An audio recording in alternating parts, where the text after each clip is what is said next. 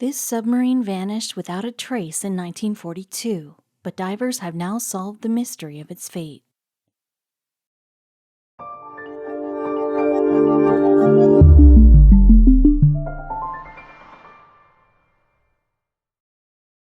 But before we start, please make sure to subscribe to m&rtv and hit the bell so you never miss any upload from us. Also, leave a like right now. A dark shape is moving into the black depths off Malta's Grand Harbor. From the dockside, a woman watches it move. For a moment, she thinks she sees her new husband running across the deck of the submarine. Hopefully, he'll be back soon. But she strains her eyes as the sub is swallowed up by the night, onto its next mission. The April 1942 morning is still and quiet. No bombing raid tonight. Yet for all this, the HMS Urge will never be seen again. And what happened to her will remain unsolved for decades. In the sea off Malta, divers are exploring a strange find, discovered by university researchers.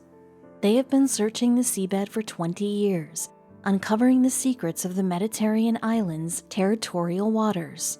And here, hundreds of feet below the surface, the team finally finds answers to the mystery of the Urge. Although the war was a long time ago now, there are still those whose hearts were broken by the loss it brought. Yet the story of what became of their loved ones is finally revealed, so the families of the crew of the submarine and the passengers who accompanied them will at last have closure. The Urge was a U-class submarine. Although they were only little and intended for use in training submariners, they proved powerful combatants in the war at sea. Submarines were a dangerous place to be inside, of course, with 20 of the 48 U-class vessels ending up lost in action. But the small subs, less than 200 feet long, gave as good as they got. They were equipped with 10 torpedoes and, if needed, a 3-inch deck gun. The undersea sharks of the U-class cruised at 10 knots flat out, only 15 feet across and drawing just a bit more than 17 feet. They were perfect for operating in the Mediterranean. The Urge ended up costing £300,000, about $17 million in today's money. That was raised with the help of the people of Bridgend in Wales. You see, once a year, UK towns and cities did fundraising to get the money for ships, and the Urge was the Welsh town's project. Its citizens put on dances, a soccer match, and art exhibitions, among other things, to raise the cash. Having paid for the submarine, Bridgend's residents proudly adopted the Urge after her launch in August 1940. And just like a mom sending parcels to her kid at the front, they sent gifts of luxuries and food to the submariners, who served them and their country. The 32 men aboard were no doubt delighted to get them, given the limited rations available during war. In 1941, the Urge was sent to Malta, where she was based at the Grand Harbor.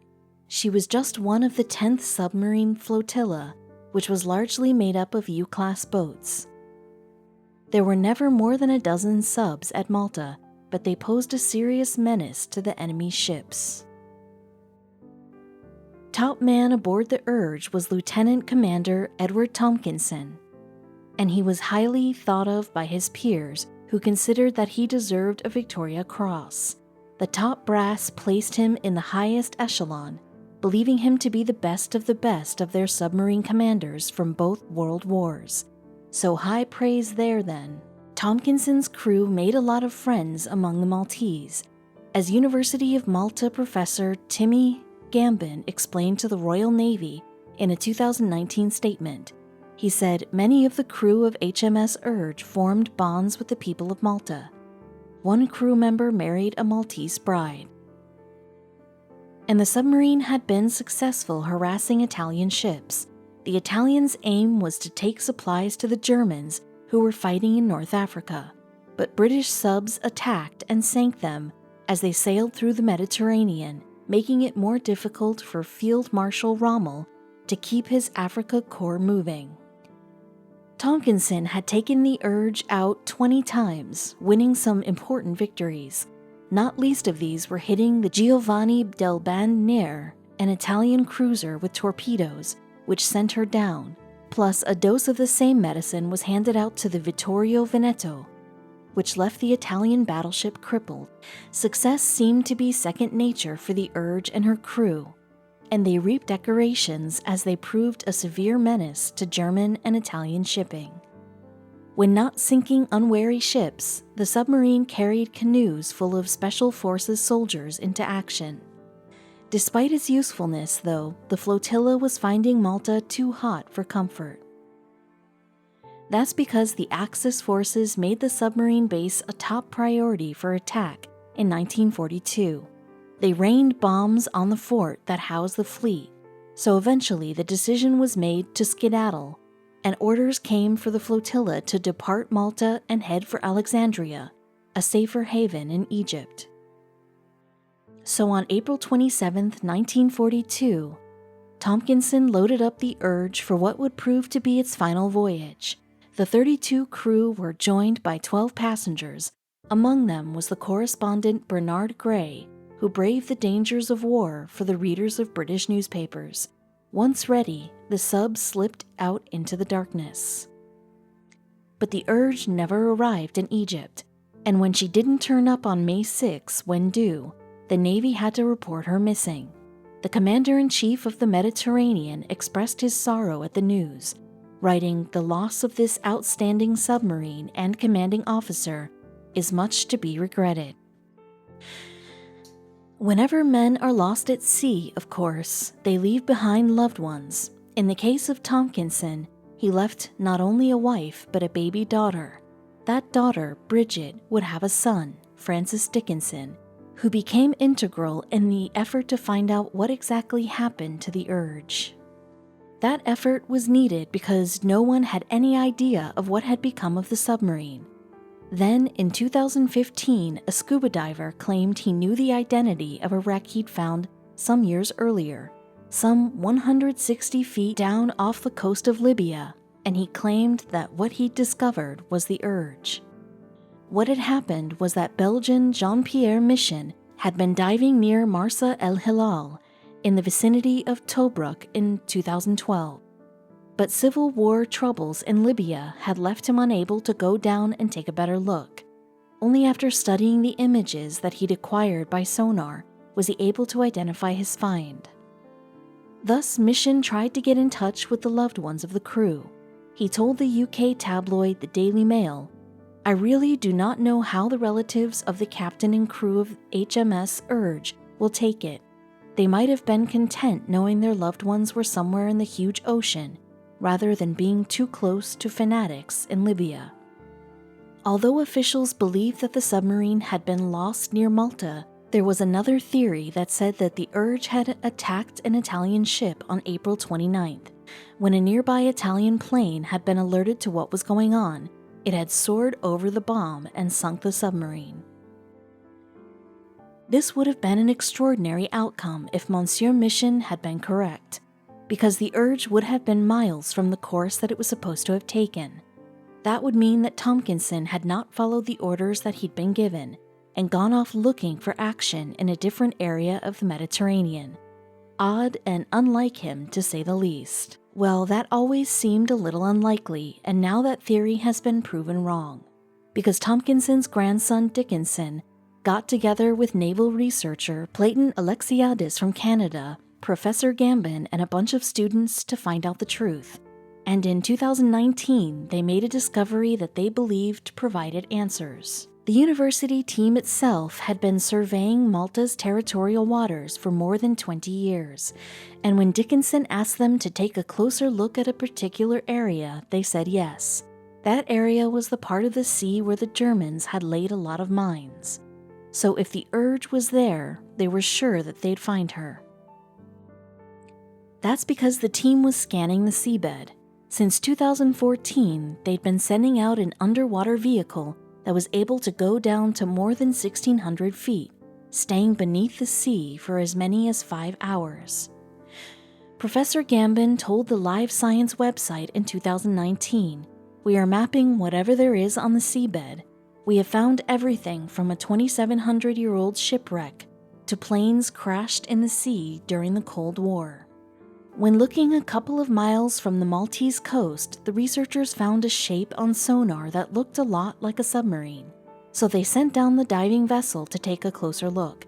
And there definitely was a sub there, and it did seem to be a U-class boat that had had a part of its bow ripped away. Professor Gambin told the Daily Mail about the condition of the submarine. He said the damage to the bow shows a very violent explosion, indicating that the ship would have sunk very fast, giving no chance to anybody to survive from this tragedy. So it seemed that the mystery of the Urge may have been solved. Plus, Professor Gambin was quick to confirm that the commander had very much followed orders. He told Malta's PBS broadcaster, "Besides the damage on the bow, the wreck is in absolutely fantastic condition. It is sitting upright on the seabed, very proud, in the direction that it was ordered to take, on its way to Alexandria." The university team didn't just rely on what they could see, though. They sent off the material that they'd gathered to the British Defense Ministry, and the ministry confirmed that what they'd discovered was, in its view, the Urge. Plus, the ministry was not alone in considering that this settled the matter. Because the Royal Navy gave an insight into the reaction of the crew's family, in a press release, in October 2019, it said, "Families of the crew, led by Lieutenant Commander Tompkinson's daughter, Bridget, hope to erect a memorial on the island and attend a commemorative service next year to mark the tragedy and Urge's rediscovery." But there was still a tiny question mark. It was a U-class, but was it really Urge? Well, a team of 6 divers finally closed the book on the submarine in April 2021. They went down to take a look for themselves, and when they found the tower that sits in the middle of the submarine, they had confirmation at last, because on it was written the name of the doomed ship, Urge. Professor Gambin himself led the team down to roughly 360 feet. They stayed there for longer than 20 minutes and were able to take photos at high resolution, and it was clear to them that the submarine had fallen prey to a mine. The explosion, you see, had smashed through the ship's pressure hull. Thus, water would have rushed into the bow, and that would have been enough to send the sub to the bottom. And Professor Gambin described the certainty that now existed over the fate of the Urge to live science. He said, "It is now 100% confirmed.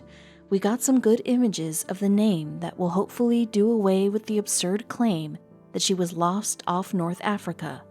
But getting pictures of the submarine's name had proved difficult." Because Professor Gambin explained that in the years since the submarine had sunk, Gorgonian coral had grown over it, and the coral was the protection of the law. The professor told Live Science, "We abide by international standards where we don't touch the wreck, so I'm not going to go and just shove it out of the way."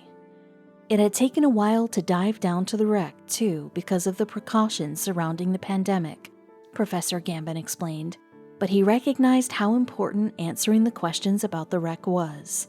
He said, "There is a massive difference between working on a Roman shipwreck, which is important archaeologically and very spectacular, and working with something from a recent conflict.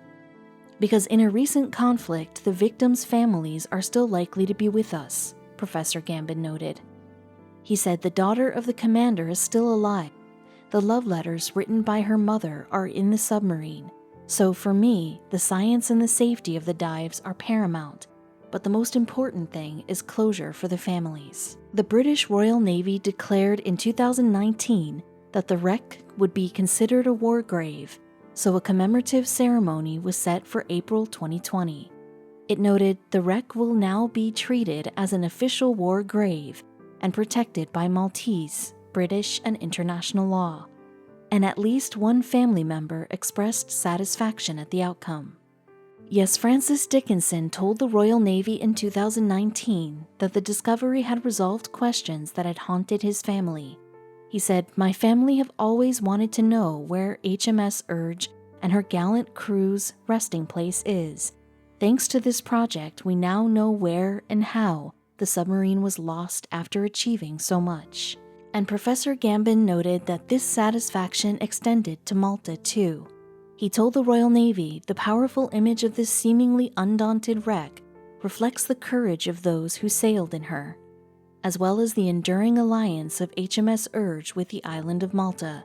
It will forever be a part of the history of the Royal Navy and Malta. The remains of the tragedy that was World War II will likely continue to be uncovered for many years.